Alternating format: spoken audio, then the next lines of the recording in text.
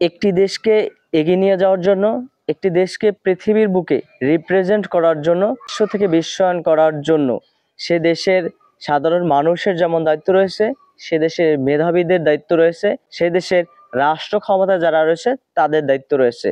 তাই আমরা প্রত্যেকের অবস্থান থেকে যদি আমাদের দেশকে বিশ্ব থেকে বিশ্বায়ন করতে চাই, তাহলে আমাদের এগিয়ে যেতে হবে, আমাদের রাজনীতিকে সুসংগঠিত করতে হবে, আমাদের রাজনীতিকে এমন একটা পর্যায়ে নিয়ে যেতে হবে যে রাজনীতি হবে জনগণের রাজনীতি, যে রাজনীতি হবে জন উৎসব মুখর রাজনীতি, এবং ওই রাজনীতির মধ্যে কলুষিত কোনো ব্যক্তি থাকবে না।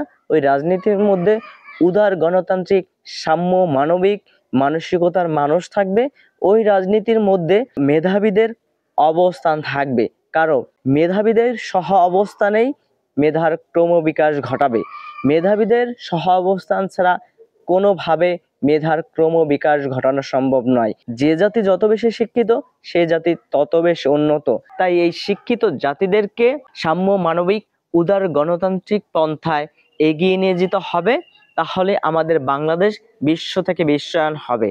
আমাদের রাজনীতির মধ্যে যদি আমরা একটা বৈপ্লবিক পরিবর্তন আনতে পারি, তাহলে ওই বৈপ্লবিক পরিবর্তনে আমাদেরকে বিশ্ব দরবারে নতুনত্ব দিয়ে এই বাংলাদেশকে নতুনভাবে পরিচয় করিয়ে দেবে। সেই নতুনভাবে পরিচয় করিয়ে দেওয়ার জন্য আসুন আমরা আমাদের প্রত্যেকের অবস্থান থেকে আমরা সক্রিয়ভাবে কাজ করে যাই। সাংবাদিক ইউনিট সাংবাদিকতার জায়গা থেকে তার সুস্থ মননশীল তথ্য উপনিবেশ করবে। রাজনৈতিক ব্যক্তিবর্গরা সঠিক সহনশীল উদার গণতান্ত্রিক মনের অধিকারী হয়ে তাদের রাজনীতি পরিচালনা করবে। দেশের রাষ্ট্র ক্ষমতা যারা থাকবেন তারা সঠিকভাবে সঠিক আইন প্রণয়নের মাধ্যমে দেশের মধ্যে সুস্থ ধারার পরিবেশ প্রবর্তন করবেন।